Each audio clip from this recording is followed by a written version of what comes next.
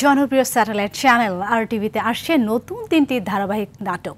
Comedy, thrill আর ড্রামার মিশেলে সাজানো হয়েছে এই বিশেষ ধারাবাহিকগুলো।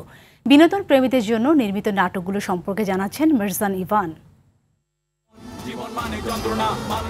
দর্শকদের চাহিদাকে সর্বোচ্চ বিবেচনায় নিয়ে সবসময় ভিন্ন ভিন্ন আয়োজন করে থাকে আরটিভি।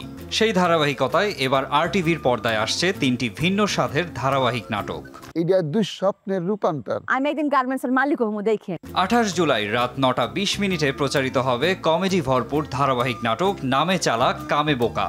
1 আগস্ট রাত 9টায় প্রচারিত হবে বাংলায় ডাবিংকৃত থ্রিল ও রোমান্টিক তার্কিশ ধারাবাহিক মোস্তফা। 8 আগস্ট রাত 10টায় প্রচারিত হবে fantastic serial drama manage master.